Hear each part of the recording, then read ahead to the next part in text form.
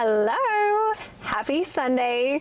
I'm having severe anxiety over my camera and I'm hoping I can film this video.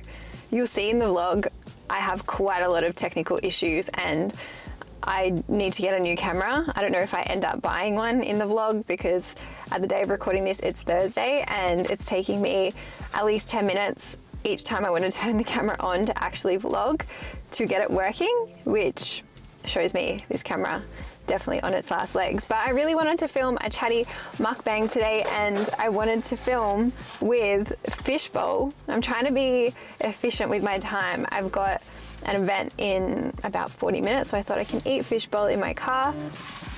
Oh, Boyfie's interrupting us. Hi, hun. He was calling me to confirm our plans this evening. But I wanted to do it with Fishbowl. I've been craving this since I had it last week with Mum. And I made my own bowl and I thought we can just yap and eat and get into it before I've got to go to this gorgeous event, which I'll show you in the vlog too. If you're wondering why I bought a fork from home, it's because I cannot eat off wooden cutlery. It irritates me, but I'm going to walk you through what I built. I built this bowl. I got sushi rice, kale, cucumber, salmon sashimi, edamame, cabbage. I have some crispy shallots in there, and I built it myself because the OG bowl has red onion in it and I just didn't want to have onion breath at the event that I'm going to. Let me just eat a bit before we get into the questions because your girl is hungry.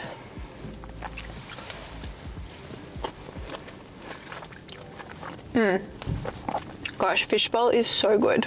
Oh, that's better. But as always, I ask you guys to ask me questions over on my Instagram.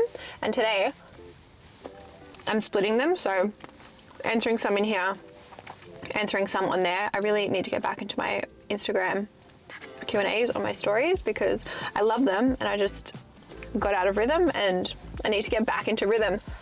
But question number 1. When will you and your boyfriend move in together? You know what? I want to know the same thing too. We have been looking, we've gone to inspections.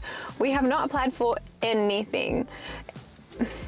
Are we being picky? You might think that because it is taking a little while, but I don't think we are. We just need a backyard for Franklin, some good light, 2 bedroom, 2 bath, slim pickings at the moment. So we're gonna really try in October. And when I say really try, because my partner was, involved with the wedding, I was really sick, he also was really sick. We went to Townsville, I went to Byron, we went to South Korea. I had my own mental health stuff happening back in June. So we were still looking, but also maybe not as intentionally as what we will be in October. And I did say to him, if at the end of October we have not found anything, I'm going to ask the rent fairy to help me again. The rent fairy is amazing. She actually got me the rental that I live in now. And the issue I was having back when I moved into that place is my application was getting declined because I was, solo gal, self-employed, little dog. Maybe a landlord wouldn't like that, living in their rental property, but she applied for the house that I live in right now, and I got it straight away. Next question, any holidays with your partner in the works? And possibly in January next year, we will likely go somewhere, but for the end of this year, I don't think so.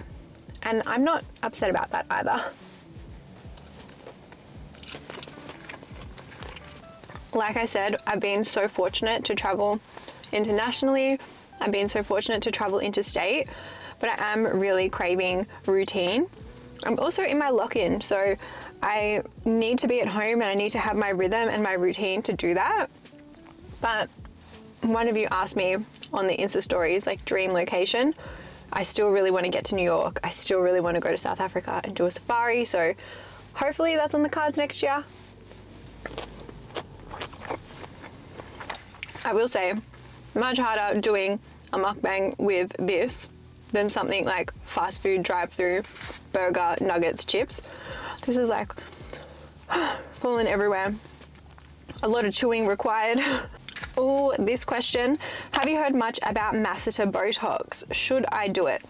I'm never going to tell you to do anything, ever. When it comes to cosmetic work, if I've shared something, it's just because I want to be open about it. And if I've shared something, it's more to share my experience in case you want to make that decision for yourself. I'm not going to tell you what to do. Although I am really happy with the way my lips have dissolved. But as for masseter Botox, which is Botox down in your jaw, I've had it. I've had it twice. I got it first in March, and then I had it again recently in, when was it, August? I vlogged about it on here. When was it? Don't quote me on that. I've had it done twice in my whole life. The reason I got it done is because I was recommended by my dentist. I grind the crap out of my teeth at night. I clench. I've cracked multiple retainers. I tried the splint. He then suggested either a physio or getting masseter Botox, because that can relax that muscle and stop you from doing that in your sleep. And when I say it was life-changing for me, I mean it. I don't wake up in the morning anymore with tension in my head or with tension in my jaw. My jaw used to be so clenched shut in the morning, I'd have difficulty like opening my mouth. I haven't cracked any retainers, I haven't cracked any teeth, I don't have that horrible splint in my mouth. I also vlogged that maybe a year or two back. I don't know if you guys remember that. I got the splint to try and stop the grinding, and the splint was so uncomfortable and I hated sleeping with it. And then also I wanted to wear my retainer, so there was too much happening in my mouth of a night time. But it was life-changing, and I would highly recommend you talking to a professional and then making your own informed decision after that. And just so we're all on the same page and you guys have full transparency, the other places I've had Botox or anti-wrinkle, my masseter, my crow's feet, my frown, and my forehead. The only places I've had filler in my lips, which has now been dissolved. And then also, I had a boob job, I had a nose job. There you go. My little sister Karla has asked this next question. And I get why she's asked it, but I'm also like, this gives me a bit of panic and it makes me overthink and kind of sends me into an existential spiral a little bit. If you had one more day to live, what would you do for the day? Hee hee. I don't really want to think about that. And I know it's the cycle of life, and I know that no one is ever guaranteed another day here, and we should never take any day for granted, and we should live every day as if it is our last. But when I think about not being here, when I think about not being here, I'm less upset. But when I think about the people I love not being here, as I've gotten older, I'm dealing with that more poorly. I want to say I'm okay with it, but I'm not. I can't think about it for too long because it really upsets me and it really makes me spiral. So I will answer your question, Karla, but I don't really want to think about it. But what would I do if I had one more day? I would make us go to a beach and have a beach day. You, fam, boyfriend, besties, Franklin, all of us at the beach. Going to the beach is one of my favorite things. Swimming in the ocean, touching the sand, being in that environment makes me so happy. So I would make us do that. I would also make us all deli rolls, and we could have one last deli roll together. This is gonna make me cry. And then maybe I would go to my favorite restaurant in Melbourne with my boyfriend for one last date night. We could go home, watch a movie. That makes me so sad. And maybe whatever else when we're at home, you know? Karla, I didn't like that question. Next one, engagement plans. And you'd have to ask my boyfriend for that. If he's gonna propose, I don't know. Have we spoken about it? Yes. Are we on the same page about wanting a life partner? Yes. Are we on the same page about wanting kids? Yes. Are we on the same page about, you know, a wedding and what that would look like? Yes, we are actually quite aligned, which makes me happy. As for like the plans of it, I don't see why it would happen soon. There are still things we want to achieve and that we're working on. that would happen in my mind first, but I can't wait for the day, and I hope I get surprised, and I hope I have no idea, and I also hope I have nice nails for the occasion. But no one, hold your breath. I don't think, like I said, I don't think that's happening anytime soon. Ooh, this question. Would you get more tattoos? At this point, I don't think so. Unless there is one tattoo that on our first date we almost got. And maybe one day we could get that tattoo. We're gonna get matching tattoos on our butts. So maybe that, or maybe something with my partner, but I don't actually think I would if push came to shove. Not after the pain that this has caused me. This is the worst pain I've ever been in, and I have a very high pain threshold. I've gotten fillings without needles and without numbing. The fact I have to do this pains me every 12 to 14 weeks. Pains me. I hate it so much. So I just can't see myself putting myself through that again. And the thing is, when I got the tattoos, I knew that I couldn't get rid of them, right? So I got them knowing that they were forever. But I guess now we have the technology that you can remove them, and I guess it's just made me think harder about doing that or putting something else on me. I still love tattoos. I'm not going to remove all of mine. I'm just removing the ones that I want to remove, but I don't think adding any more is something that's on the cards for me. This one is funny. Do you have any other siblings? I don't think so. As far as I know, it's just me and Karla. And I love her so much.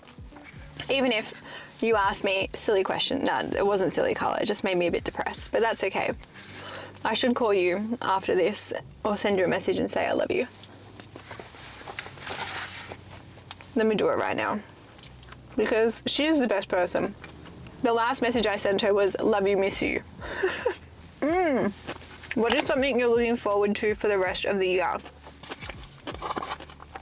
I'm looking forward to Christmas. I'm looking forward to my lock-in.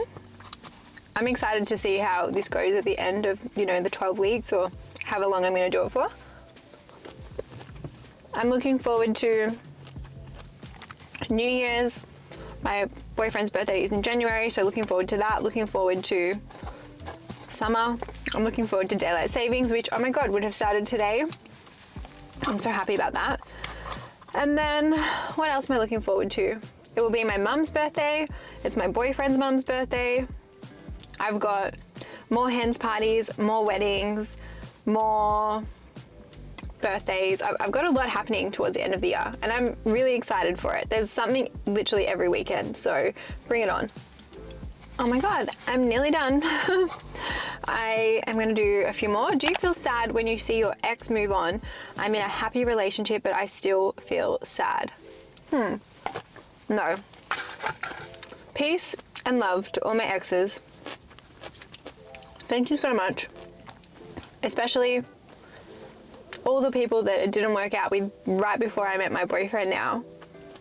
I didn't know it then when I was heartbroken and sad and crying on the internet.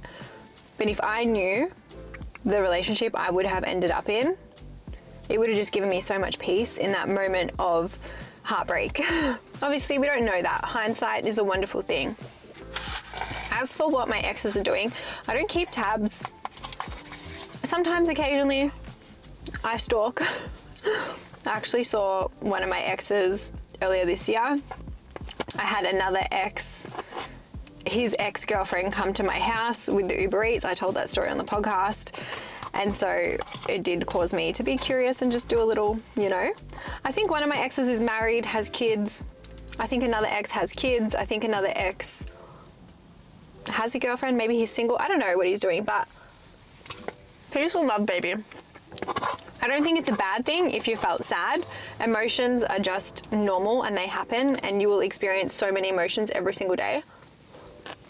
Don't criticize yourself for feeling sad, and don't feel bad for feeling sad. I also don't believe that just because you feel sad then means that you don't care about your current partner. Emotions are so complex and it's not just as straightforward as that. So give yourself some grace. And so I don't know exactly why you were sad. I don't think you're a bad person for feeling sad. I don't think that necessarily means anything, but maybe do some journaling, talk about it with a friend. If you're in therapy, talk about it with your therapist. Try and dig a little deeper and ask yourself, why do I feel sad about it? What makes me feel sad about it? Is it because, you know, maybe you saw your partner get engaged and your ex-partner get engaged and you're not currently engaged in your current relationship? Is it that you're sad about? Like, there could be so many things there, but just be kind to yourself. Don't stress if you felt sad. It's not the end of the world and it's normal, totally normal. All right, I'm gonna end on this question, and I just also want to put a disclaimer. If you are struggling with fertility or conceiving right now, the next question, if that is going to upset you, please don't watch, turn off the video. I'll see you in the vlog tomorrow. But the person asks, are you worried about having kids in your 30s? I keep getting pressure to have them. I'm 31. Am I worried right now? No. The reason being, I do not want a baby right now.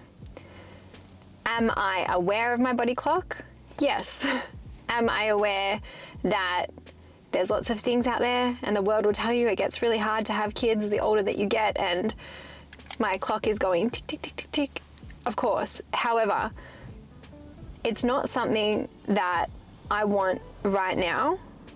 And when I do want that, or when we attempt that down the line, if that's something we struggle with, I'm choosing to cross that bridge when I get there. I had a lot of anxiety when I was single. I had a lot of panic around not finding somebody. Would I have to freeze my eggs? Would I want to parent alone? I just had a lot of thoughts around that. We are also lucky that we live in a world where we do have so much information and resources out there. So I don't want to villainize everything that's out there, but I think sometimes it can be helpful to take a step back. And you said you're getting pressure to have them. Who is giving you pressure? Is it family members? Is it people in your life? Whenever anyone tries to put pressure on me, I'm just like, I laugh it off and I let it just be like water off a duck's back. Because I know right now having a baby is not what I want. It's not what my boyfriend wants. It's not on our life plan. In saying that, if you are feeling that pressure yourself and putting that on you, I don't know what your circumstances are. I don't know if you are in a relationship. I don't know if you're single. I don't know if you do want to go down the path of having a baby by yourself. I don't know if you want to freeze your eggs, but if that is causing you worry, start exploring your options. Start seeing what you can do to, well, it's hard. It's hard if you're not planning to have the kids now and you're just worrying about it now. But my best advice would be to stay present in today. And if there's something you can do about it that is going to make you feel better, then of course do that. But if there isn't, you don't need to carry society's pressure. You don't need to put yourself through the pressure or stress of that before it even happens. And I think if my boyfriend and I get to that point when we want to have kids, if it is going to be difficult and if it is going to be hard and a challenge for us, why would I stress myself out now and also stress myself out then twice for the same thing? My heart goes out to anybody who is trying to conceive, who is struggling to conceive, who has fertility issues. If what I've said has triggered you, or if you are going through it, I will put some links in the notes or in the description so that you can get some support. I'm gonna leave and end on this one. Such an angel. If you needed confirmation, you look amazing with your natural lips. It suits you perfectly. Thank you. It's taken a little bit of adjusting, and it still is an adjustment period because they're a lot smaller than what they were, but I do think it's just balanced my face a lot better. So I'm happy I did it. Oh no, I wish I had a chewy or something. I smell like Fishbowl. But I'm very happy I did it, and I'm very happy that, yeah, my face, I kind of look like me again in a weird way, which is strange because obviously the nose is not real. But anyway, I'm happy that I dissolved them, and I don't think I'm going to get them redone. I can't justify it. If migration is going to happen again, there is literally no point. But I'm happy I did it, and I don't regret getting filler in the first place? No, I was young, I wanted them, I wanted big lips, and they looked okay for a little while until they didn't, and I fixed it now, so whatever. But thank you for all your questions and your submissions, and thank you for having lunch with me. I don't know if I would do Fishbowl again in the car, because now my car also smells like Fishbowl. It was really hard to eat and talk, and the rice and the kale and everything was just going everywhere. But love you guys, I'll see you in the vlog.